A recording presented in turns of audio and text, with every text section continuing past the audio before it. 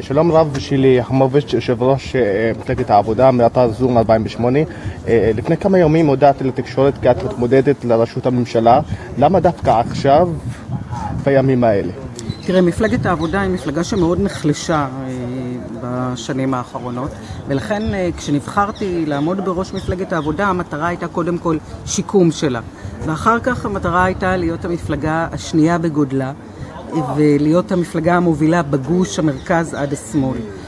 נכון להיום, אנחנו המפלגה הגדולה ביותר בגוש הזה, יותר מקדימה בצורה משמעותית, יותר מכל מפלגה אחרת, וברגע שנוצר מצב פוליטי חדש, ברור לחלוטין שהמפלגה היחידה שיכולה לתת תשובה לבנימין נתניהו, שהוא איש ימין קיצוני, גם במובן המדיני ובעיקר במובן הכלכלי, מדובר בקפיטליסט מאוד מאוד קיצוני. המפלגה היחידה שיכולה לתת תשובה היא מפלגת העבודה בראשותי, והיא גם היחידה שמציבה אלטרנטיבה מאוד מאוד מחודדת של שוויון, של סדר יום חברתי חדש, של תפיסה מדינית אחרת, ובראש ובראשונה סדר יום סוציאל דמוקרטי של שוויון.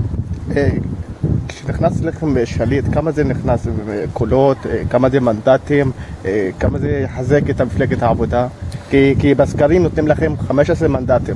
לא, זה ריאלי? הסקרים האחרונים נותנים לנו 18 מנדטים, גם הסקר של ידיעות אחרונות וגם הסקר של מעריב. זה קרה בשבוע שעבר. בגלל התוצאות הבחירות בקדימה, מפלגת העבודה מאוד התחזקה, זאת עובדה. והרבה מאוד אנשים שהצביעו קדימה מתכוונים עכשיו להצביע למפלגת העבודה. אני לא מודדת את המצטרפים החדשים לפי כמה מנדטים כל אחד מביא, גם קשה להגיד את זה. בסופו של דבר אנחנו קבוצה אחת שמורכבת מכל מיני אנשים, גם יהיו פריימריז במפלגת העבודה, והציבור שלנו יבחר את חברי הכנסת, והנבחרת הזאת היא שתוביל את המאבק הפוליטי מול ממשלת נתניהו.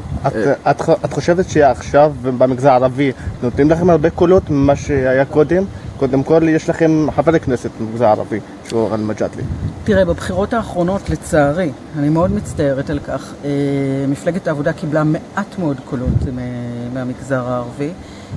אני חושבת שזה לא נכון. אני קוראת לציבור הערבי להצביע למפלגת העבודה, להצביע לסדר יום שהוא סוציאל דמוקרטי, שהוא רענן, שהוא שוויוני, שהוא קורא לשוויון חברתי, מעמדי, כלכלי, בין יהודים וערבים, בין חרדים לחילונים, ולהיות חלק מהאתוס המכונן הזה של השוויון.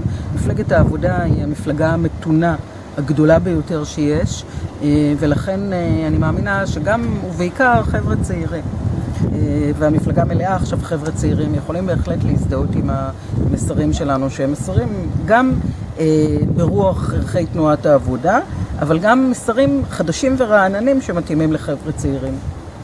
חבר הכנסת שלי חמוביץ', תודה רבה לך מאתר זום.